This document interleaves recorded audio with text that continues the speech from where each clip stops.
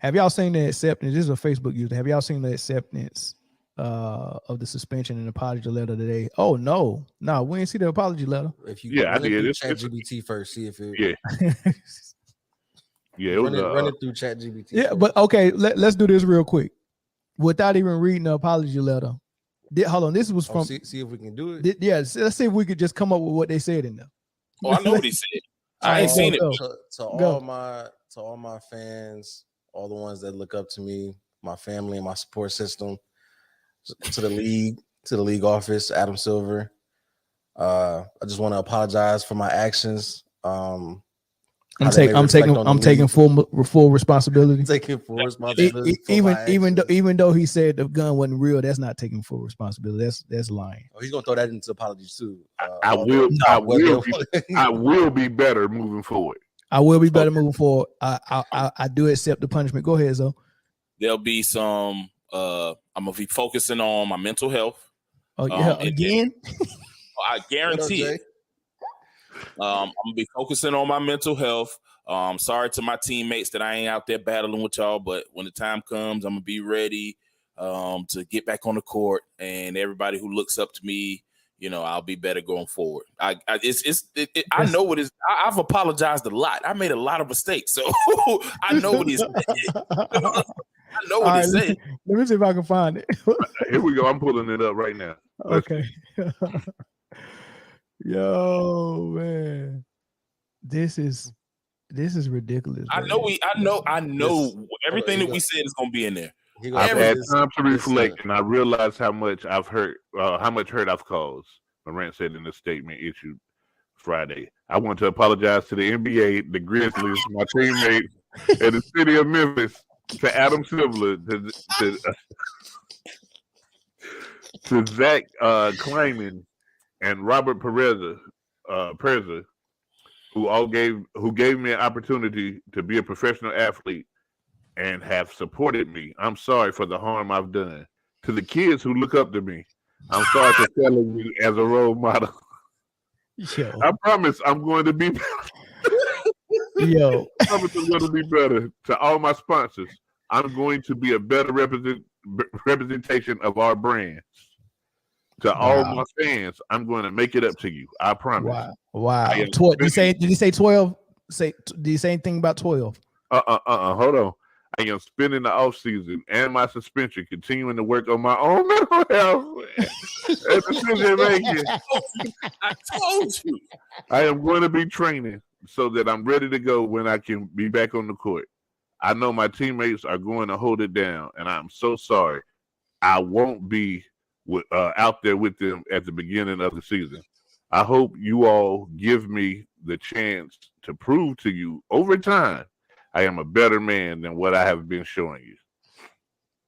I think all four of us collectively made that apology. Yeah. We could have wrote that. We could have definitely did it. Man, we hit all those points, man. But I will be better. I think less would have been more. I think the less he said. I mean, because that was just a big word salad of what you're supposed to say. Mm-hmm. You know what I mean? And I guess the more genuine you are as a person, the less you are willing to do something like that. And that's why Kyrie Irving was so against coming out and just giving them lip service.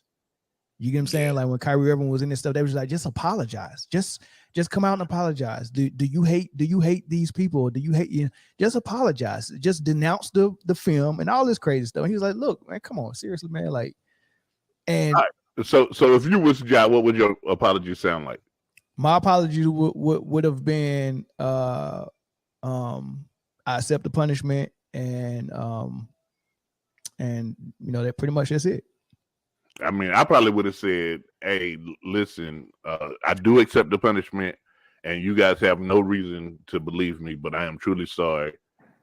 And actions speak louder than words. So from here forth, watch my actions. And then you bop off.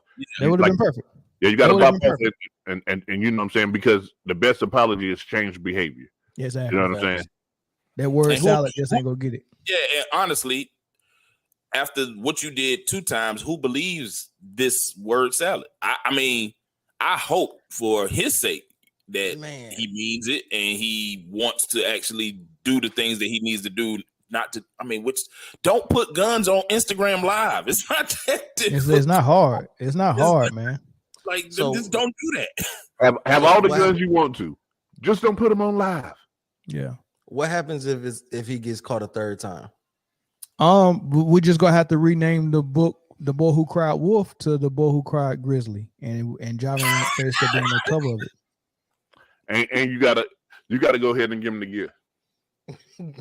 Man, Adam Silver. No, you got to give him the indefinitely. Adam Silver is soft, man. He wanted to go hard, but I think when he started putting his fillers out there, that was his way of kind of testing to see. Okay. Yeah, he was gauging the fans, he was gauging the media, and all the talk heads. Like every show had a segment of what should the suspension be, and it was always 25. Universally, 25 landed. You know what I mean? That was a collective effort. That was Stephen A. Smith trying to flex his power. 25 was always said 25. They kept repeating it, and that's how powerful the media is, man. Like you say something enough times, even if it's a lie. Exactly, and that's what 25, and they kept saying if it's anything over 25, I'm going ham. That's pretty much what the message what they were saying. We go fight, we go in. He doesn't deserve this, and they were saying things like he never broke the law and he didn't beat anybody like Miles Bridges, and all this crazy stuff. All that stuff was said. And the funniest part of it all, like today, they broke in with it and asked Stephen A. was he surprised at the length of suspension? And he said, "I'm absolutely not surprised." Of course you're not. You told him what to do. I said it. No, I'm not surprised. Yeah. I think Adam Silver messed up when he came out and said, we're going to wait until after the finals are over. So if you would have just never said nothing and then just boom, one day drop the suspension. Like, now you gave people talking points all the way. Now we're waiting for we don't even care about the finals. Now we're talking about what should Ja get? What's the right range? And we're, that's taking up a lot of the time. Now that the series was over, it immediately went from, congratulations Nuggets, and like 30 minutes later, it was like, Ja, what's the suspension? Well, he did that on purpose. But also the finals was the matchup was like lackluster. It was almost like remember when the Spurs faced the Nets in the finals? Like nobody wanted to watch that.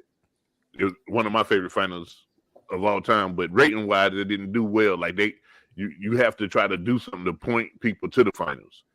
So that's why he said. So after the finals, he was trying to point people to watch Denver in the finals. Like nobody wants to see that. We go get on that finals, man, because I gave a prediction that actually was a little prophetic, man. I'm gonna toot my own horn, but let me play for you what Woj had to say this morning about the suspension. Adios. This 25 games, I'm not surprised by it. I don't think you're surprised by it. Based on the people that you've talked to around the league, in the league office, and now, of course, with the Memphis Grizzlies and beyond, why specifically do you believe this was 25 games? Was it because of just a gun? Was it because you told Adam Silver one thing, did another? What do you believe, based on what you're being told, is the specific reason the penalty was this stiff? Well, remember, 8 games last season, late in the year, and now 25 games. Here's one, and this is new, one jumping off point that has impact. If you're suspended, if you miss 18 games now, there's a 65-game minimum that players have to play to make All-NBA, to be MVP, to win Defensive Player of the Year. Well, he's out of consideration now, Ja Morant is, for any of those postseason awards. So that will kick in with this new collective bargaining agreement. You looked at the Miles Bridges suspension in Charlotte, 30 games. You've got to find some precedent here. And for the league, I think the Players Association, if this was half the season, if this was the entire season, different scenarios people threw out, there wouldn't have been precedent for that. But your history does matter. Ja Morant has been under investigation by the NBA for well over a year on a number of different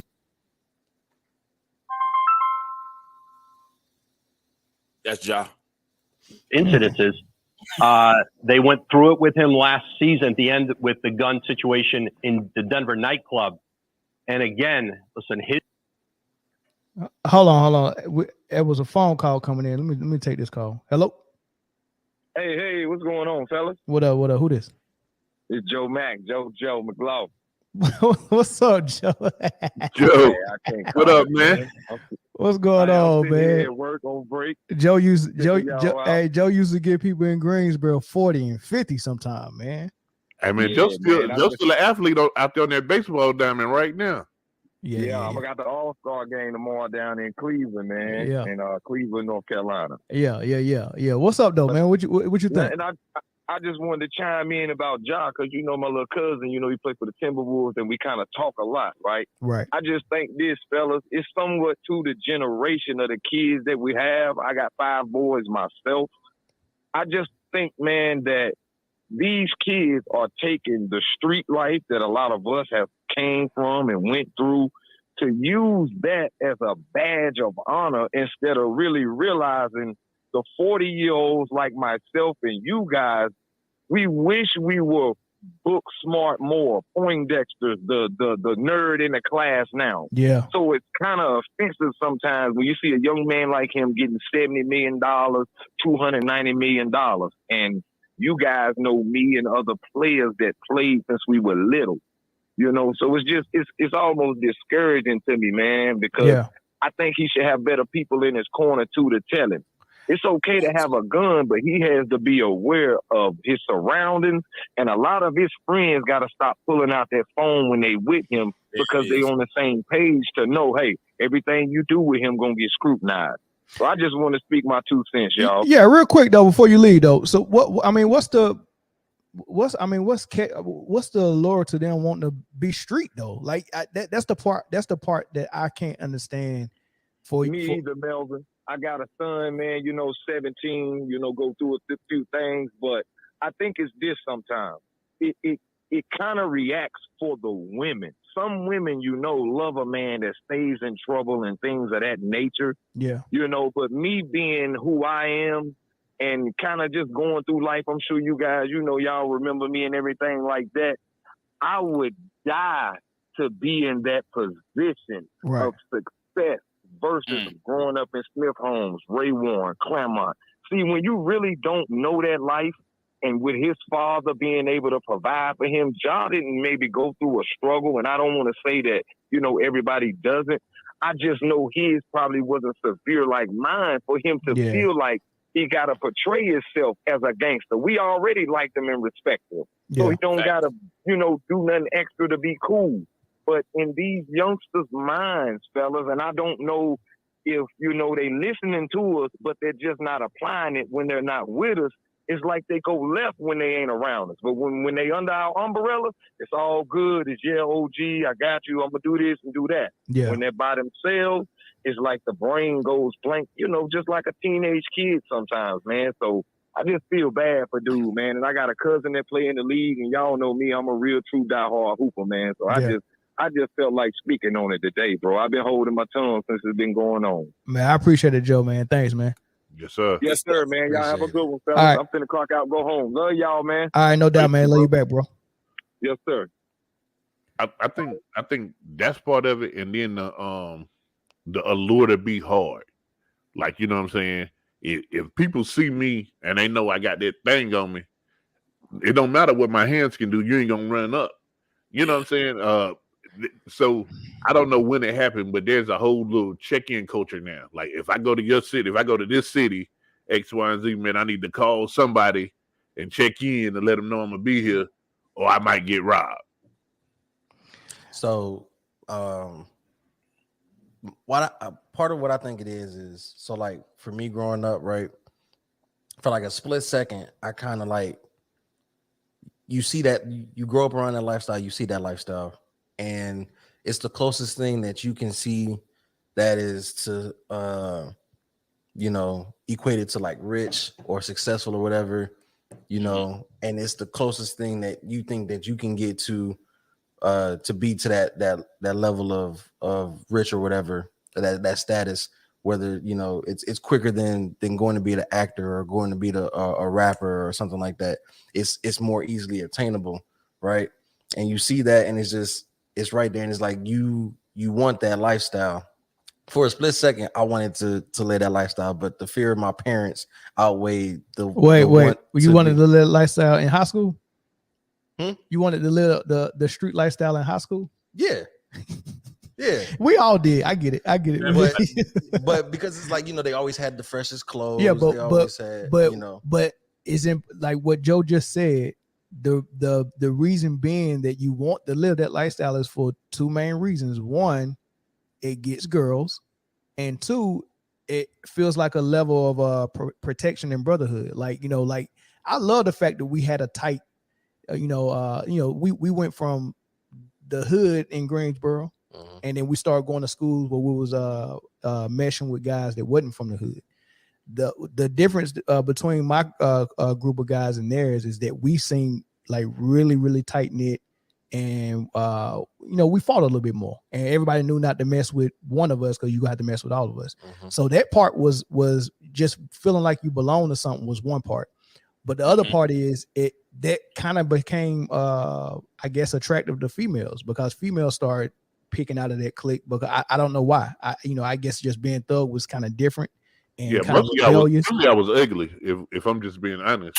Yeah, but the jump shot was beautiful. The crossover was impeccable. The defense was impregnable. All of that stuff. Why can't nobody impregnate your defense? That mean they can't penetrate it, baby. If you don't get penetrated, you don't get pregnant. Hey, shout out to Iron Mike, yo. Shout out to Iron Mike.